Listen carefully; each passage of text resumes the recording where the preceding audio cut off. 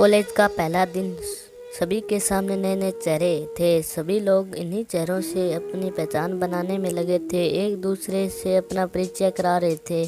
तभी कॉलेज के पहले दिन हमारा क्लास शुरू हुआ।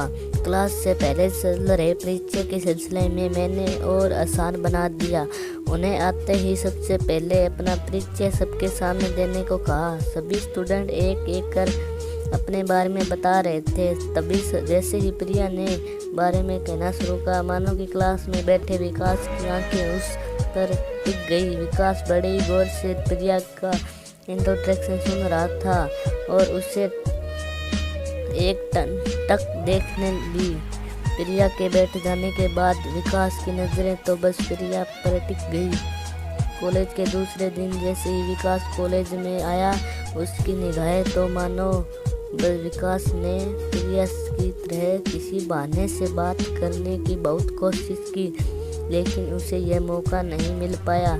इस सिलसिला काफ़ी दिनों तक चलता रहा। तभी एक दिन कॉलेज में एक असाइनमेंट के लिए ग्रुप बनाया, जिसमें प्रिया और विकास का नाम एक ही ग्रुप में था।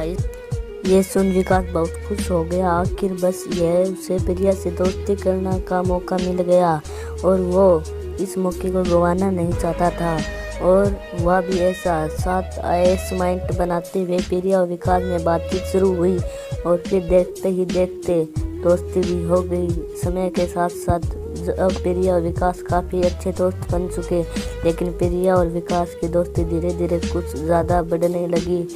फिर एक दिन मौका देखकर विकास ने प्रिया को प्रपोज कर दिया। प्रिया भी विकास को मना नहीं कर पाई, क्योंकि कहीं ना कहीं उसके दिल में विकास के लिए प्यार भी वाली फीलिंग आ चुकी थी। अब दोनों दोस्त के साथ साथ लवर भी बन चुके, इसलिए कॉलेज के बाद दोनों का मिलना जुलना जारी रहा। अब तो पूरे क्लास में ही प्रिया और विकास की लव स्टोरी के बारे में मालूम हो गया। विकास हमेशा प्रिया को महंगे महंगे गिफ्ट देता था और प्रिया भी प्रोजेक्ट बनाने में विकास की हेल्प करती। सभी कहते हैं कि प्रिया और विकास एक दूसरे के लिए बने, यानी ये परफेक्ट कपल हैं। प्रिया भी हमेशा विकास से शादी के लिए पूछती थी, तो विकास हमेशा प्रिया को भरोसा दिलाता था कि वो उसके बिना नहीं जी सकता। 3 साल तक तो दोनों का रिलेशन बहुत अच्छा रहा, लेकिन कॉलेज के बाद प्रिया और विकास का मिलना काफ़ी कम हो गया। प्रिया के फ़ोन करने पर भी विकास ठीक उससे बातें नहीं करता। वो कहता वो अपने पापा के बिजनेस में ध्यान दे रहा है। हालांकि प्रिया ने घर में भी विकास के बारे में सब कुछ बताया, इसलिए उसके घर वाले भी अब उस पर विकास से शादी का दबाव बनाने लगा।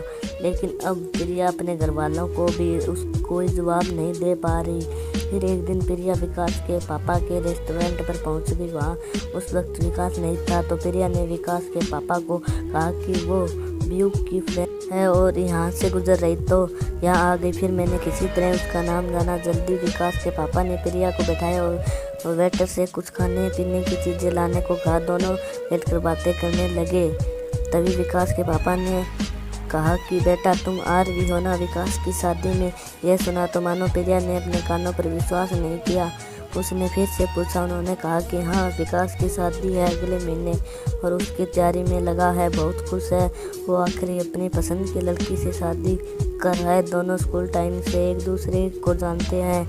यह सुन अब प्रिया बिल्कुल निशब्द हो गई और वहाँ से निकल पड़ी। घर आकर प्रिया सीधे अपने कमरे में गई।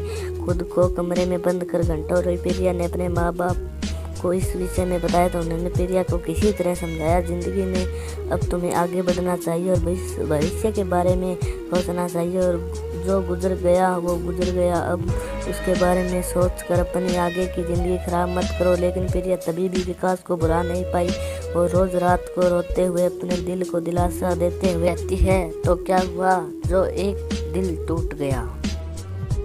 ऐसी कहानियाँ सुनने के लिए हमारे चैनल को सब्सक्राइब करें, लाइक एंड शेयर ज़रूर करें, ताकि हमारा और आपका चैनल आगे तक बढ़ सके।